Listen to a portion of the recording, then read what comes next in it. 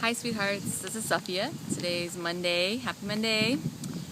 It's week 56 and this week we're talking about polyamory and open relationships, which is something that we've seen a lot of in the Facebook group recently, so I think it's a great thing to be talking about. So my initial and really strongest thought about this topic is that every individual has to decide for themselves what makes sense in a relationship and what a relationship should look like for them. And I think that it's really important to examine this topic within relationships, especially if there's a person in the relationship that is desiring an open relationship or desiring to be with other people or sort of broaden what an understanding of a current relationship looks like. So I think that my personal thoughts on it are that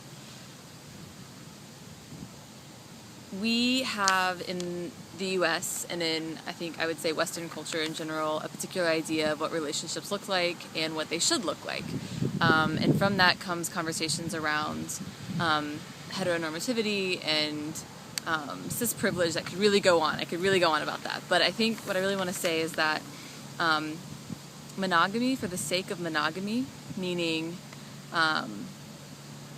remaining monogamous in a relationship simply because it's what you feel like you should do, I believe really supports a power structure that is very based on ideals that are particular to a certain group of people.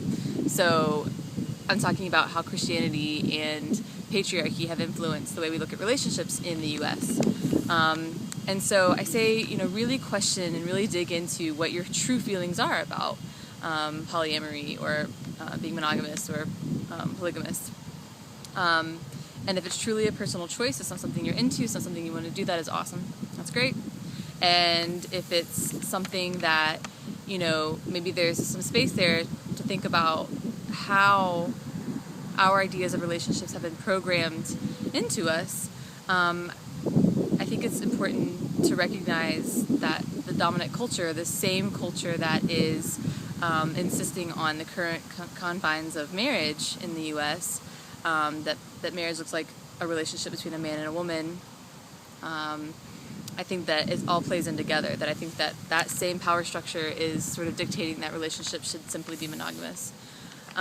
So in our relationship specifically, we have talked about it, and it's not something we want. It's not something we're into as individuals and for our relationship as a couple. We have really talked about how we view our relationship as very spiritual and our connection is very spiritual, and it's not the way that our spiritual connection is manifesting. So for us, it's not something that we're into, not something we want to do, but we've really had to look at it and really explore it. And we had a relatively recent relationship interaction with someone who really made us question this. So we made a friend that my partner met first, and then I met a couple weeks after. So basically we met this person about the same time, and she's an amazing person, and had just moved to Asheville, and we had, so she didn't really know anybody, and we were just starting to get to know her and realizing that we really like her. We both really like her. We both had an individual relationship with her, and then as a couple we hung out with her all the time. And it was really cool. It was a really fun experience. And then she disclosed to us that she was attracted to both of us and wanted to be in a relationship with us. And so we had to really work on navigating that and remaining friends, and how do you remain friends if that's not something that you want, and what does that look like? So that was kind of tricky. But I would say that overall what I came away from that experience with is that was really good work for me to do on a personal basis, because it allowed me to see what sort of inherent biases I hold that I wasn't previously aware of. So what I'm talking about is I did not realize before this interaction with her that I subconsciously held certain prejudices about monogamy and polyamory and what is a good thing to do and what doesn't work and that kind of thing. I didn't realize I was holding those things. So it was a really good opportunity to look at that.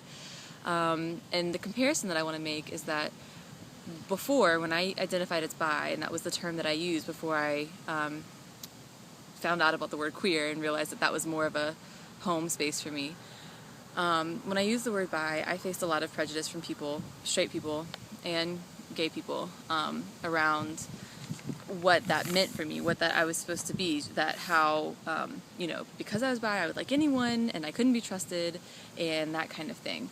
And that's not true for me. Because I don't have a gender preference in that way does not make me automatically not able to stay faithful in a relationship. So those are some prejudices and some biases that people have about bi people, and I realized that I was holding on some of those things about poly folks, that I didn't realize that I had some subtle prejudices going on.